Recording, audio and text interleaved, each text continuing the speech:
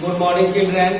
तो आइए आज ये मैजिक ऑफ स्पोकन इंग्लिश में आज कुछ हम लोग नए वाक्यों के बारे में जानेंगे। कुछ नए तरीके से वाक्यों को हम लोग बोलना सीखेंगे। तो चलिए शुरू करते हैं। जैसे मैंने प्रीवियस वीडियो में मैंने बताया था, वाक्य बताया था मैंने कि हमें आपसी भेदभाव को भूलकर देश की तरक्की के लिए कड़ी परिश्रम करना चाहिए। ठीक है ना, कड़ी मेहनत करनी चाहिए। हमें आपसी भेदभाव को भूलकर देश की तरक्की के लिए हमें कड़ी मेहनत करनी चाहिए। तो इसका मैंने बताया था कि we should try to forget our differences. We should try to forget our differences and work hard for the progress of the country. ठीक इसी तरह से इसी से रिलेटेड एक और सेंटेंसेस है, जैसे देश की तरक्की के लिए प्रधानमंत्री को ईमानदार और शिक्षित होना चाहिए। तो कैसे इसे बोलेंगे इंग्लिश में कि प्रधानमंत्री को ईमानदार और शिक्षित होना चाहिए। इसके लिए देश की तरक्की के लिए। तो इसका बना देंगे the prime minister should be honest and educated for the progress of the country. तो आइए लिखते हैं कि देश की तरक्की के लिए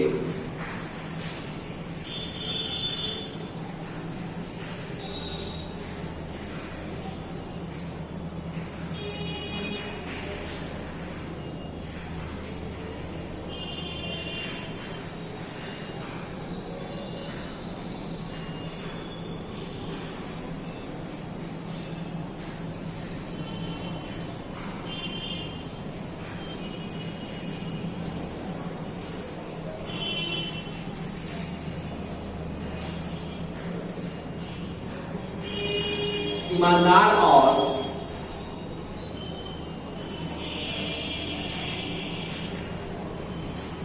शिक्षित देश की तरक्की के लिए प्रधानमंत्री को ईमानदार और शिक्षित होना चाहिए।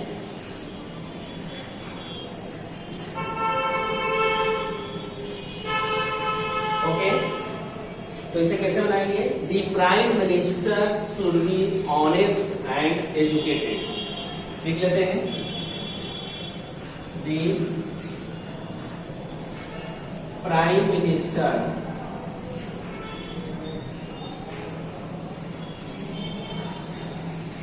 Should be honest and educated for the progress of the country. For the progress of the country. ठीक है, the prime minister should be honest and educated for the progress of the country. ठीक है, देश की तरक्की के लिए प्रधानमंत्री को ईमानदार और शिक्षित होना चाहिए। नेक्स्ट सेंटेंस है, ठीक है, कि काश मैं राजा होता। यदि वाक्य को बोलना हो कि काश मैं राजा होता, लिख लेते हैं काश मैं राजा होता। ठीक है, इसका इंग्लिश होगा कि I wish I were a king. I wish I were a king. ठीक है, यह एक्सक्लेमेशन साइन है।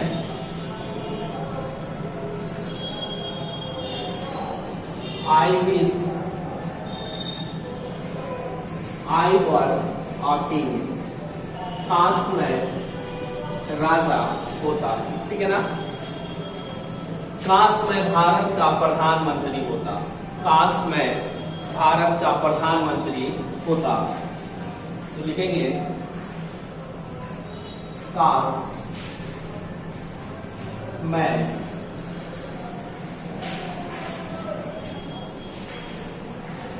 भारत का प्रधानमंत्री होता तो आई विश, कैसे बोलेंगे? I wish, I wish, I want, I were the Prime Minister of India, the Prime Minister of the Prime Minister of India। काश मैं भारत का प्रधानमंत्री होता। I wish I were the prime minister of India. Next sentence है इसी तरह, शिक्षा का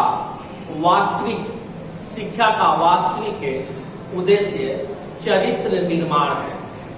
शिक्षा का वास्तविक उद्देश्य चरित्र निर्माण है। ओके, तो इसे कैसे इंग्लिश में बोलेंगे?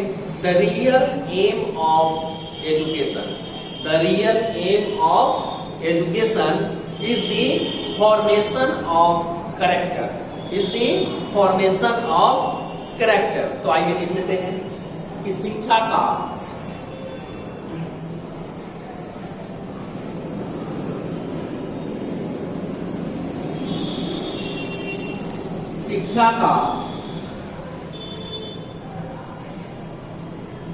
वास्तविक उद्देश्य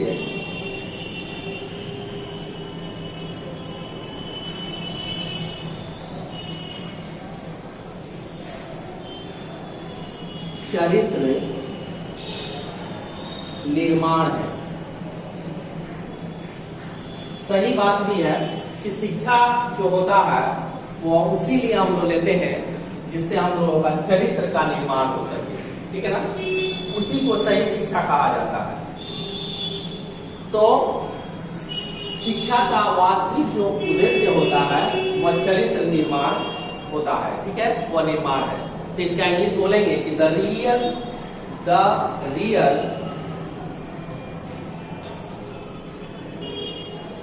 M of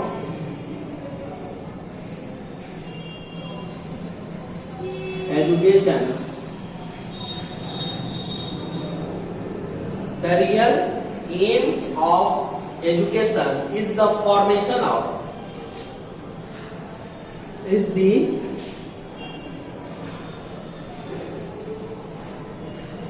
formation of character, ठीक है? character।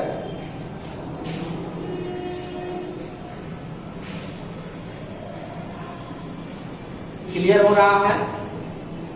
The real aim of education is the formation of character। शिक्षा का वास्तविक उद्देश्य चरित्र निर्माण है, ठीक है? नेक्स्ट सेंटेंस है कि यात्रा शिक्षा का एक साधन है। यात्रा शिक्षा का भी एक साधन है। जब हम कहीं घूमने जाते हैं तो उससे भी हम लोगों को बहुत सारी चीजें सीखने को मिलती है, जानने को मिलती है। इसलिए कहा जाता है कि यात्रा शिक्षा का एक साधन है। तो आइए लिख लेते हैं,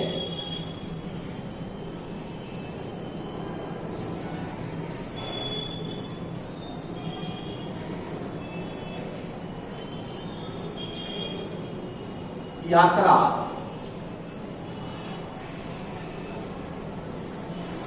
शिक्षा का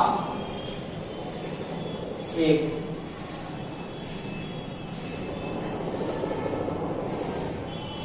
साधन है। ओके, यात्रा शिक्षा का एक साधन है। तो कैसे इसे इंग्लिश में बोलेंगे? Travelling is a means of education, ठीक है?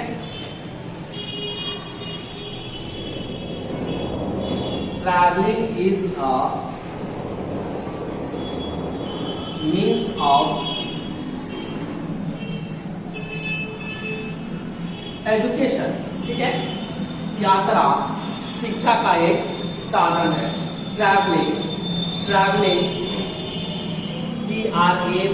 TRAVELING travelling is a means of education.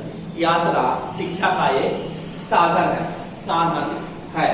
तो इसे आप लोग नोट करेंगे। और इसके बाद से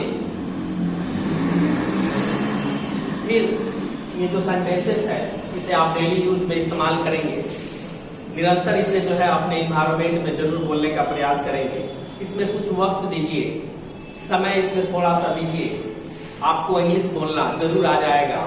ठीक है, तो ये वीडियो आपको कितना पसंद आया मुझे लाइक करके जरूर बताएंगे। और इससे रिलेटेड कोई भी चीज आपको जानना है तो कमेंट बॉक्स में जाकर जरूर मुझसे पूछें। ठीक है, मैं तुरंत उसका रिप्लाई दूंगा। और इसके बाद से फिर इसी तरह से कुछ नए वाक्यों के साथ हम प्रस्तुत होंगे। तब तक के लिए गुड बाय।